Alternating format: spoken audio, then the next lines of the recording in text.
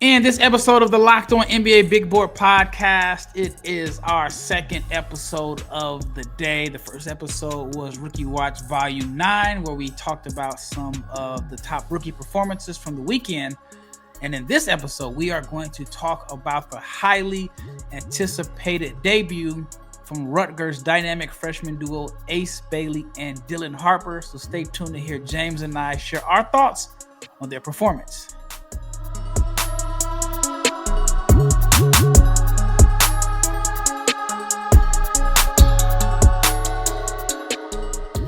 Big shout out to each and every person that has made the Locked On NBA Big Board podcast your first listen of the day. I'm your host, Rafael Barlowe, along with my co-host, who happens to be my brother, James Barlowe.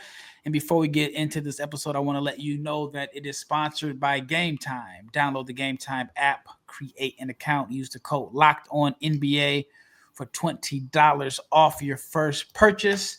And I want to tell you about the new Locked On newsletter. Your favorite team has a newsletter. You can check it out at lockedondaily.com. The newsletter will be delivered to your inbox every day, and it is covering your favorite team. So your favorite Locked On podcast has a newsletter. And if you're not subscribed to the YouTube channel, please subscribe. Like, share, comment, click the bell so you can be notified every time we drop an episode, because we are your daily source for NBA draft content. And this episode is about the NBA draft. Two prospects that are pretty much considered top 5 picks, top 3 picks, 2 of the top 3 picks. They just happen to be playing for the same team, which is Rutgers, not Duke, not Kentucky, not Kansas, but Rutgers. And what makes this game, I guess, important in a sense is because it's their highly anticipated regular season debut. I'm talking about Ace Bailey and Dylan Harper. Bailey missed the first couple games. I think he was listed out with a hip injury, but he made his debut against Monmouth, and he played well. So I want to hear your thoughts about Bailey's performance, where he had 17 points, 6 rebounds, and 3 stocks in his season debut. You know, Roth, this looked like an Ace Bailey performance. Jump shot, tough jump shot that goes in, dunk, jump shot. And, you know, I'm not knocking him. He played well. 17 points, first game action. I think one of the misses, he caught a cramp because he hadn't played basketball in a while. But, you know, Ace Bailey, man, he's a tough shot taker, tough shot maker. Hoops like Tommy Shepard from above the rim. He's going to dribble and pull up. And Tommy Shepard had the white thermal with the khakis on. You know, Ace Bailey looks like Tommy Shepard out there getting buckets, except for Ace Bailey's actually making different kind of shots. And Tommy Shepard, they clipped up the same jump shot Over and over again. And with the close-up of just his wrists. At least with Ace Bailey, we know he's really out there. Yeah, we really know that's Ace Bailey. I don't know if Leon really got a burner like that, but nah, man, Ace Bailey, you know, whether you like it or not, he looks like Michael Porter Jr. to me. And, you know, Michael Porter Jr. is probably a 20-point per game scorer if he's not playing for Denver. And I like Ace Bailey. I don't think he is in contention for the number 1 pick. I think number 2, he has an argument for, and I don't think he falls past 3 or 4. To me, he looks like a pure small forward. I really don't like the term pure because I feel like that's like code for, you know, traditional. Yeah, he's a traditional small forward. Like, you know, he doesn't probably even know who he is. Like Bernard King, just give him the ball. He's going to go get a 2-drill pull-up bucket. It's going to be tough, and it's going to go in. He did have a play against Monmouth where the defender cut him off. He went between the legs, and he shot a turnaround jumper. Now, you know, obviously I would say, man, turn that into a layup, but he made the shot, and you can't argue with the shots that he makes. He's got a ton of game, and when he does get into the paint, sometimes he gets fouled. But I like Ace Bailey. I don't think I like him. I know I don't like him over Cooper Flagg, but he's going to be exciting to watch because every shot, well, I wouldn't say that because he does the old school AAU parent ideology of following your shot. So I would say every shot looks like it's going to go in, but he knows when he's going to miss because as soon as he lets it go, he goes and follows his shot, which is interesting because you can't do that in the NBA. Yeah. You get beat off the glass when we run down the court. But Ace Bailey's gonna be fun to watch, man. He's a very, very talented kid. Yeah, in the last segment, I want to touch on the Bailey versus Flagg debate. I thought Bailey played well. I think that he is a dynamic shooter when his feet are set. When his feet are set, like the first play of the game, they ran a play for him, and I read that they originally wanted to run a lob for him, and Monmouth took the lob away, and then they ended up finding him in a corner for open three. I think when his feet are set, he is dynamic. He has the ability to really, really get hot and score in bunches. We saw that in one of their exhibition games. But in this particular game, like you said, it's an Ace Bailey game. It's about what I expected. Whatever concerns I had were not addressed this game. The handle looks loose. Is loose. Well, here's the thing. It's very weird. Like on one hand, for 6'10", he can handle the ball. He's a good ball handler for 6'10", right? Because when you see guys 6'10" that can somewhat create his own shot, you can say he's a better than above handler for his height. But go ahead. As a shot creator, the handle is not there yet because you can see he can get cut off. You can see that he doesn't always have the ability to go north and south. But what he does have the ability to do is, all right, you didn't fall for my handle. You didn't fall for my dribble moves. I tried to give you my whole bag. You didn't fall for it. All right, I'm about to turn around, step back, elevate over the top of you, and make this. So I think that the shot making, the elite shot making is there. I think working on the handle is the easy part. See, I don't think working on your handles are easy because there's a certain level of creativity. Again, I'm not saying. Well, that's two different things, though, because you can have handles, stationary handle. Well, I don't care if you have stationary handles. I want to see. There's a certain level of creativity that happens to you as a 13, 14-year-old when you just trying to figure stuff out. And again, there are exceptions. I mean, Jaylen Brown went from a no dribble guy to a playbook of handles that he has on his wrist. I mean, but we've seen Cooper Flagg improve his handle. But I feel like so yes, but it's interesting because I think Cooper Flagg is a far more dynamic ball handler than Ace Bailey. But Ace Bailey can work on his handles. But the thing is, regardless of he works on his handles, will the outcome always be, or more times than not, be a pull-up jumper? That's where my concerns are because, yes, habits can change, habits can be broken, but everything that I've seen from him is pull-up jumper, limited pull-up jumper. Like he wants to play. He's like Carmelo, not as far as like back to the basket, but I have enough to get to this spot to hit a pull-up jumper. And he has, and I can't think of a way to describe it. It's like, I know other than quick twitch, like I saw Carmelo play for a whole week in private runs in New York. This is probably like 10 years ago. And one of the things that I saw watching him play in person just from a few feet away is the gather shot is so fast. Like It's just like quick twitch. Like I used to have this He-Man toy called Fisto, and if you pull Fisto's arm back, it like snapped up. And you old for real. He-Man? He-Man. That was back in the day. But Carmelo had the ability to where he only needed a little bit of space to get his shot off.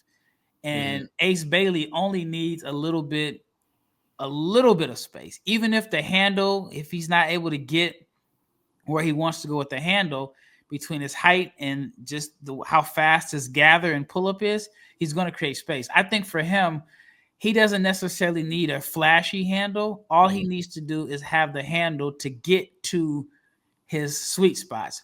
I will say this about Cooper. I don't think Cooper has a dynamic handle either, but one of the things Cooper has figured out is how to be efficient in getting to his sweet spots. Ace tries to do something and he can't get there. Then he's like, I'm just elevate over the top of you.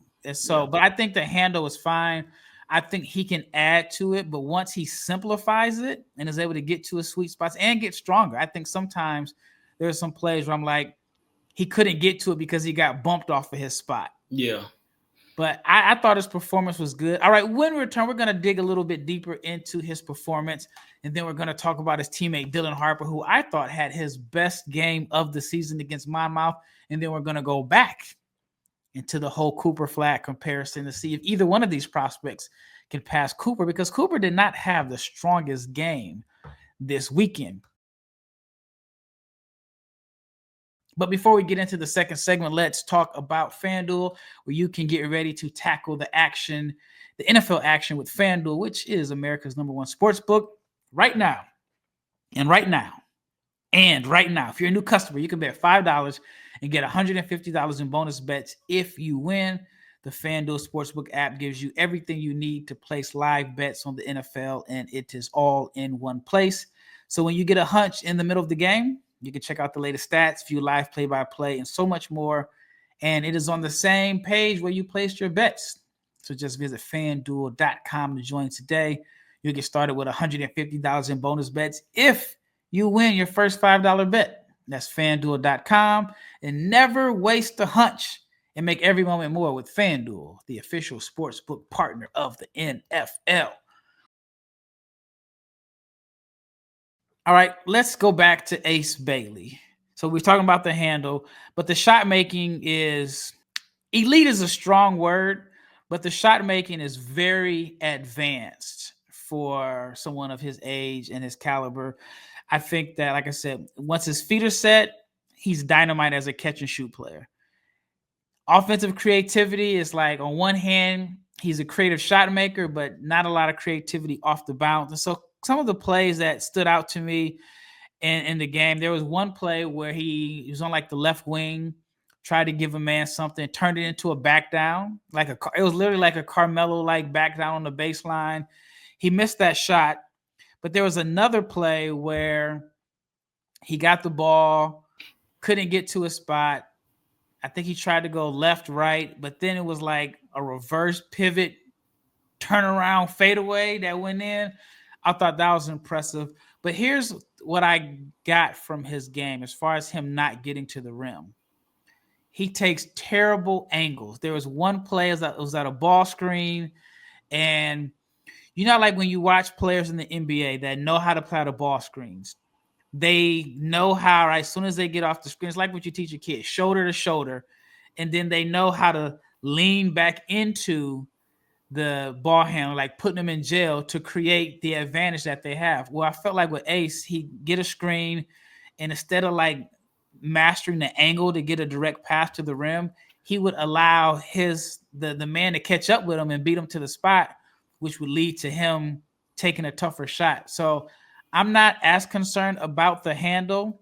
I just think that he needs to tighten it up.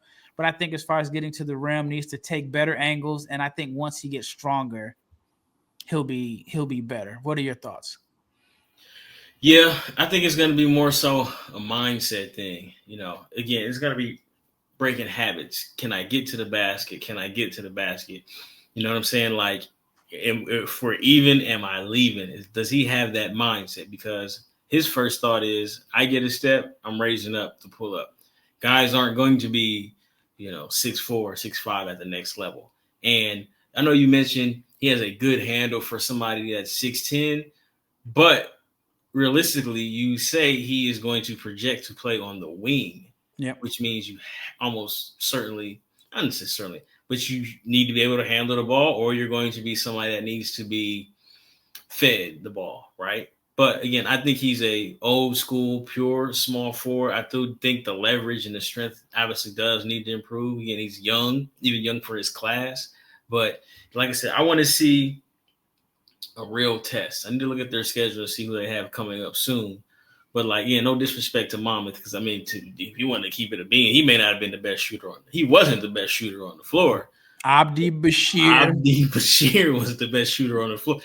He didn't hit the rim on makes, Ralph. Yeah, and these were step back contested threes. Like Abdi Bashir, I know I'm getting on a tangent, but forget it. because he's from Omaha, Nebraska, and I have to get on a tangent. He's 6'7" with a burner. But he's 160. 60. Yeah, that's probably going to be the biggest, setback for him. But if he can somehow, it's crazy. If he can somehow gain 30 pounds, like he has a chance because he is you want to talk about a shot maker, shooter. Even if he's just a tall Isaiah Joe, you'll take that. But yeah, back to Bailey. I like him. Like I said, I want to see. And what I fear is that when the competition gets better or teams lock in on the tendencies, what does it look like when those tough shots, like what does his bad game look like? You know what I'm saying? We'll find out soon. They play Notre Dame on, I think, next Tuesday. And then next Wednesday, they have Alabama. Yeah, see, there you go. Those would be two big tests. One of the things that, and I'll end on this, there was a play where he had the ball on the right wing, and I thought that he had a step on his defender, but instead of using that step to go to the rim and go up strong, and maybe he doesn't want to finish through contact, he used that step to create leverage to shoot a step back, which to me is, I think for the most part, it's a tougher shot. But that was a play where I would have liked to see him get to the rim because I thought he had the guy beat, but he just used it as a to create leverage for a step back. All right, let's talk about his teammate, Dylan Harper, who I thought had his best game in the young season. He had 20 points, 6 assists, and 5 rebounds. And with Harper, and maybe it had to do with Bailey being on the court, one of the early concerns, not major concerns I had about Harper, was he had more turnovers than assists coming into the game. And in this particular game, he had 6 assists and only 1 turnover. But I thought he played extremely well. He is nearly impossible to stop, or has been in these 3 games, getting to the rim. Once he gets in the paint, he's shooting 77% at the rim. He's too big. He's too strong. And he's too athletic. And when people hear the term athleticism, you automatically think VJ Edgecombe. That dude is at least so far, he is a great athlete as far as like when you combine strength, quickness, and speed, like he has it. And again, I know it's not your typical because he's not yoked up and he don't have no cuts in his arms and he's a little doughy. He is a great athlete, Rob. It's hard to explain, but like there's never not a time where he can't get to the basket. You know what I'm saying? And it's quickness too. Yeah. What's interesting about that is that, I do think when people think of athlete, they think of like a guy like Edgecombe, somebody jumping right, out the gym fast. But to me, athleticism is more than just can you run and jump? Can you change directions? Can you, do you have pace? Can you leverage your first step and strength and burst? And I had some concerns about his athleticism coming into the season because I didn't think that he had the bounce on the runway. Like he wasn't like exploding off the ground to finish first length. Let me tell you what it looks like. And I'm not, listeners, please don't confuse. I'm not saying he's the same level or even close. But Kyrie Irving is a great athlete because it's power, it's balance, it's finesse, it's contortion. Dylan Harper has the ability to get to the basket basically every time and be strong and contort. And he has a launching pad, but it's just not to dunk. Like he's a great athlete, Rob. My concerns with Dylan Harper, though, he might just be an okay passer. Yeah, like the passing is, I guess he was never billed as like a great passer. And I know we talked about it a little bit offline. Is he a playmaking wing or is he might be a scorer? And I know that they played the few games without Ace Bailey, and obviously, he's at Rutgers. This is in Duke. This is in Kentucky. This is in Kansas, right? These are 2-star, 3-star recruits. So he had to step it up. But I think he might just be an okay passer with just good vision, which means he can't be Cade Cunningham. because Cade is averaging like 9 assists a game right now. And I know Cade's assist numbers weren't great at Oklahoma State, but he showed like vision. I don't think I've seen a handful of plays. And again, I know he was going without Ace Bailey, and maybe this changes, but thus far, I just think he's an okay passer.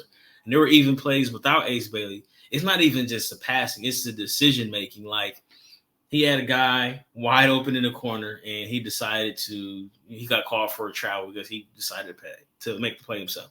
There's another play, I'm not going to call out his teammate's name, but his teammate was in the corner, wide open in the transition. Dylan Harper ran into 2 guys, and his teammate was like, come on, man. Like that's not a play. To me, that's not something that you do one time. That's something that you have seen in practice. Like, this dude just may not pass me the ball. So I think he is an okay passer. But I'm buying like him getting to the basket and finishing, and I'm buying his score. He split a pick, and again, he's like, what is he, 6'6", 220? Yeah. Allegedly.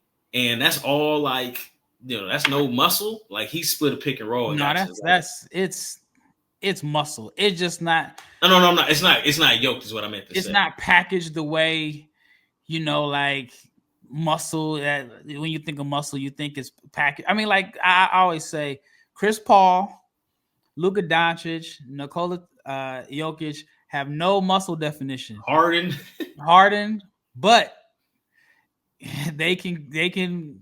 Paul Pierce back in the day. Paul Pierce, but they are a lot stronger than some of these guys that are ripped up. All right, I want to dig a little deeper into Dylan Harper. I want to really talk about the play where he split the pick and roll. To me, that was the most impressive play of the day. But let's talk about Game Time. Game Time is my favorite app when it comes to purchasing tickets. And I love the Game Time app because it's not just tickets to games. It's concerts, theater, comedy, and more. And the Game Time app has my favorite feature, which is the all-in pricing. You can toggle the feature on the app, and you can see the total upfront with no surprise fees at checkout, because I absolutely hate going to other apps looking to buy a ticket and the prices skyrocket right when it's time to check out.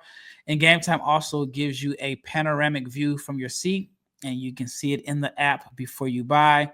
Game Time has the lowest price guarantee. If you find something cheaper, they will credit you 110% of the difference, and your purchase is covered with the most flexible customer service policy in the ticketing industry. So download the Game Time app, take the guesswork out of buying tickets.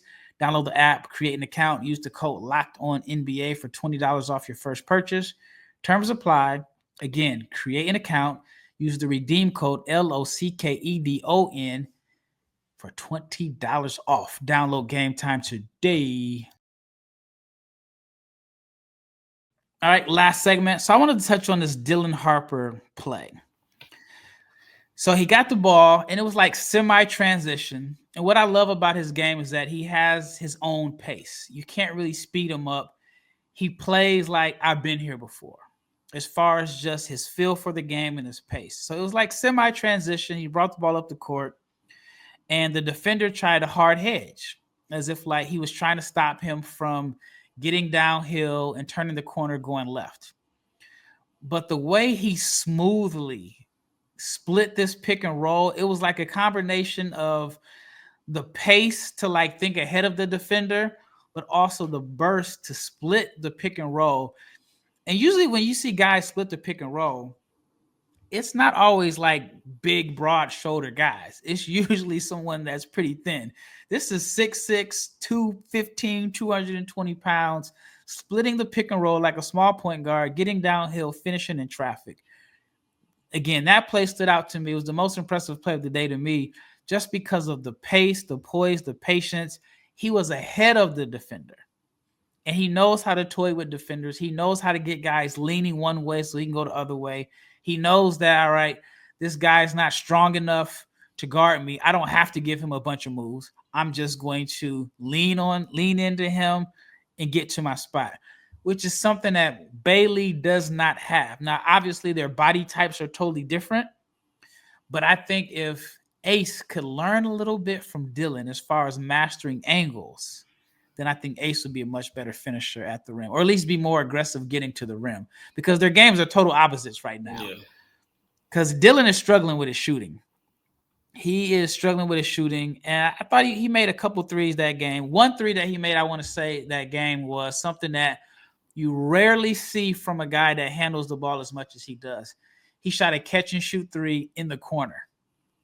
Think about a primary ball handler who you've seen in the NBA that shoots a catch and shoot three in the corner.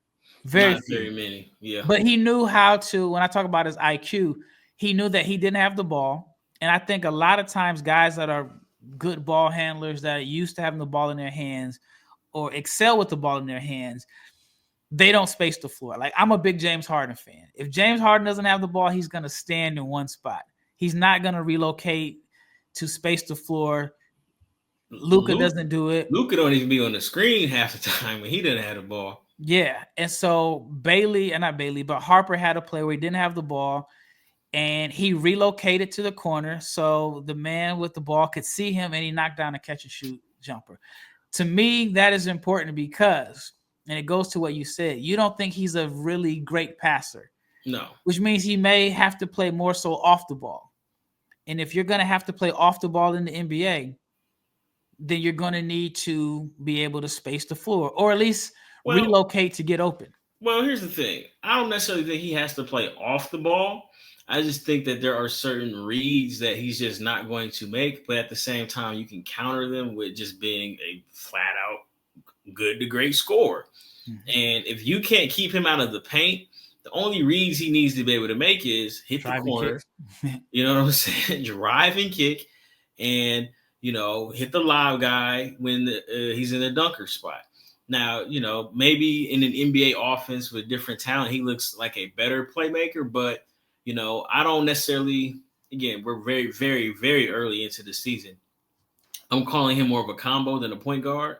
And the best point guard in this class is Yegor. And he has legit court vision. Like, he is several steps ahead of the defense as far as making plays. Like, it's not the Jaeger pod, but he threw a lot. I knew he threw that lob off the glass that looked like a layup. I knew that he did that on purpose because that's where he is as a playmaker. And that's going to be his cup of tea versus, I think Harper is going to be a scorer that can make plays instead of being your playmaker. So will he be a corner? Will he be in the corner at times? Sure. But I don't know. I don't know as of today in November if I'm drafting him to be my point guard. But again, you could develop some of those skills and turn him into a primary playmaker because he does have some passing ability. I just don't think he's a great passer today, which is fine because he's young. Mm-hmm. As far as Jaeger Dimon, he's obviously played extremely well. I think he's put himself in the same sentence as far as Ace Bailey and Dylan Harper. Yes. However, he hasn't played anybody yet, but that changes because on Thanksgiving, BYU plays Ole Miss. So that is a game that I'm going to be looking for because Jaegor's played against Central Arkansas, UC Riverside, Queens, and Idaho. So where's Queens at? Yeah, I know where it's at. Where's it at, Rob? The first thing in your mind is New York. I don't know. I mean, I know Charlotte is the Queen City. It is in North Carolina. Yeah, I know Charlotte. They were in D2, I want to say 10 years ago. Yep. So, but as far as Dylan Harper, I do have a little bit of concerns because I want to see how he fares if the paint is shut off in a sense because he's struggling with his jump shot. He's shooting 31% on jumpers. I think he's more of a shot maker than a shooter, which is totally fine. You have to respect him enough. But I wonder, is he going to start facing zones? And how is he going to get to the rim in the half? But here's the thing about that. I'm not zoning up because if all you got to do is have Ace on the same side as him, and I don't care if he's an average passer, if he got one eye like Slick Rick, you can see where Ace Bailey is. And I'm running down the court the other end as soon as I see Ace shoot a catch a shot. You know why? Because I think it's going in every single time. It's the other shots where I'm like, we live with that. But him in the corner as a catch and shoot, you might as well start shimmying like Steph Curry. He's going to make that shot. So I don't know how you can zone up Rutgers. And, I mean, to me, that's an easy, outside the screen the top guy and get downhill, pick your poison. Yeah, that's exactly what I was going to say. Pick your poison. Do you want Ace to kill you from the outside, or do you want Dylan to get your bigs in foul trouble? Because he is averaging like Seven. 6.7 Yeah. foul attempts per game, but 31% on jumpers, 77% at the rim. All right, let's talk about the subject that we're probably going to talk about a gazillion times, maybe best case scenario. Can either one of these guys pass Cooper Flagg? Cooper didn't have like the strongest performance this weekend. I don't even remember who they played. Man, they played Wofford, man. They was up 40, dude. It was like 35. I thought it was the football game, man. It was 35-9 at one No, point. I I, definitely I'm get not. that. I'm not. So here's the thing. Because he played so well against Kentucky, I'm like, man, I don't care about that game against Wofford because he played well against Kentucky. He had his big test, and I feel like he got an A on his big test. Now, had they played Wofford before the Kentucky game and he put up whatever he just put up, I'd be like, hold on, Cooper, hold on, man, you making me, well, not just me, because half of, 90% of draft Twitter is, Cooper Flagg #1, but I'm not concerned about that game. Can these guys challenge for #1? I don't want to say, because to me, Cooper is experimenting at the 3 right now. I think there are going to be moments where he's figuring it out, and it's not going to be 100%. This is what I project him to be. So I think there are going to be moments like Wofford. He shot like 4 or 5 threes. I think he made 1. So I think he's still experimenting. But again, I think when the lights get bright and we play a team that doesn't have family men on it, we saw what Cooper can do against Kentucky. And I think there are going to be games not where he sleepwalks, but just because he's playing the 3 right now. And maybe you could, if Ace Bailey in the world is like, man, he develops just a counter move. You know what I'm saying? Cleans up the shot selection some.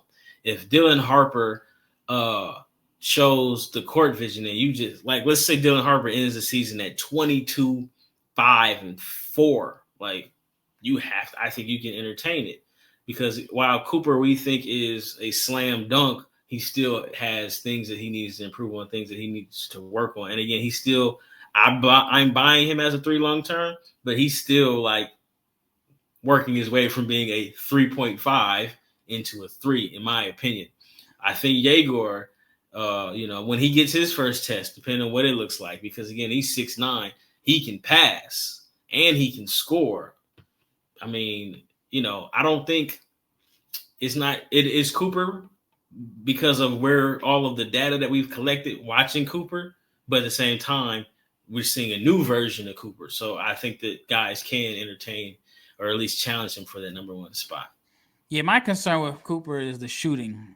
He's what his outside. He had a game against Army where he was 2 of 4 from 3, but outside of that game, he is 2 of 14 from 3. And so I wonder, in a world where, and I know like defensively Flagg is off the charts, but I think Ace Bailey is a competitive defender. He was blocking shots, he makes hustle plays, but I wonder in a world if Bailey shoots like what Brandon Miller shot from 3, where Brandon Miller was like at 40 something percent from 3. Mm-hmm. And Cooper struggles, could that lead to the discussion? Or if Dylan is, continuing to shoot 70% plus at the rim and shows, that he can make some mid-range pull-ups or whatever. So, it's obviously very, very early, but I think it's a little too early to just give it all the way to Cooper Flagg. Even with Cooper taking the day off against Wofford, he's averaging 16, 9.5, 4 assists, 2 steals, almost 2 blocks. Yeah, so what? He can't shoot. Well, but you're saying he's a 3. Yeah, I think he's a 3 though. You're saying he's a 3. I don't think he's a 3. I think he's a 4 with some 3 skills. It just doesn't look like a natural fluidity as far as like ball handling. Yeah, I think he's a great athlete, but not like quick twitch. Offensively, I think you missed just like the play that I have on the Twitter, dog. He hit the dude with a combination of moves and stopped on a dime. That is 100% ace. Listen, Rob, if Ace Bailey hit a dude with a crossover, hesitation, and then pulled up like that, y'all be calling him KD. Yeah, but Aces looks more natural and more fluid to me. Well, that wraps up this episode of the Locked On NBA Big Board Podcast. Once again, thank you for making this your first listen of the day. In this case, it's your second. This is our second episode of the day, but maybe this one was your first, and the Rookie Watch Volume 9 is your second. But either way, we thank you for checking out the Locked On NBA Big Board Podcast. I want to remind you about the Locked On newsletter. Your favorite Locked On podcast covering your favorite NBA team has a newsletter.